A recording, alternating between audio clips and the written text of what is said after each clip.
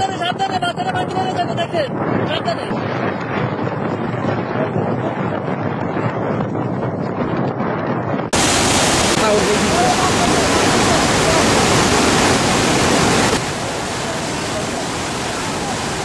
আগের সব রেকর্ড ভেঙে ভয়াবহ আকারের রূপ নিয়েছে ফেনীর বন্যা। চারপাশ তলিয়ে পানিতে ভাসছে গ্রামগঞ্জ, শহর, বন্দর।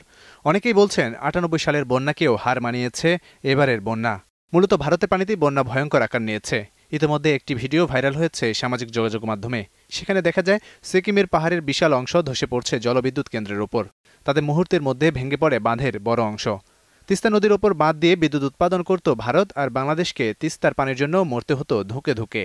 ন্যায্য হিস্সা থেকে বঞ্চিত রেখে বাংলাদেশের তিস্তাকে মরুভূমি বানিয়ে ফেলেছে কাঁটাতারের ওপারের দেশ ভারত। কিন্তু কি নির্মম পরিহাস! অত্যাচারের জবাব দিল প্রকৃতি। গত কয়েকদিনে টানা বৃষ্টিতে ভয়াবহ বন্যা দেখা দিয়েছে ভারতের ত্রিপুরা রাজ্যে।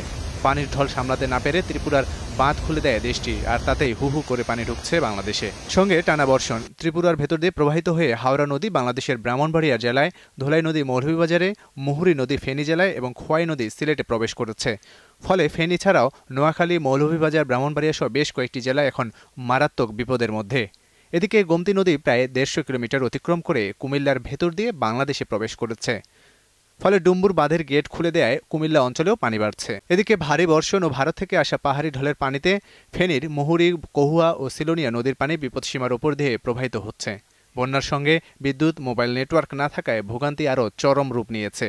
লাখ লাখ মানুষ মুহূর্তে পানিবন্দী হয়ে পড়ে, ঠিকানা ছেড়ে আশ্রয়কেন্দ্রের দিকে ছুটে যান। এতে মানবিক বিপর্যয়ের মুখে পড়েছেন জেলার কয়েক লাখ মানুষ।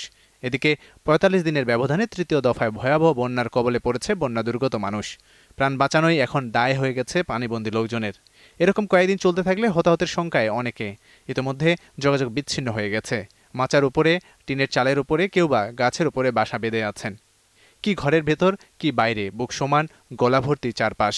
নৌকা বা ডিঙ্গি বা ভেলা ছাড়া মানুষের চলাচল দুঃসহ হয়ে পড়েছে। বন্যা পরিস্থিতি সামাল দিতে জেলা প্রশাসনের পক্ষ থেকে সেনাবাহিনী ও কোস্টগার্ডের সহযোগিতা চাওয়া হয়েছে।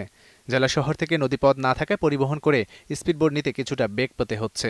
বন্যার পানিতে ডুবে সুবর্ণা আক্তার নামে এক গর্ভবতী নারীর মৃত্যু হয়। এদিকে ঢলের স্রোতে ভাসছে চট্টগ্রামের নিম্নাঞ্চল এলাকাও।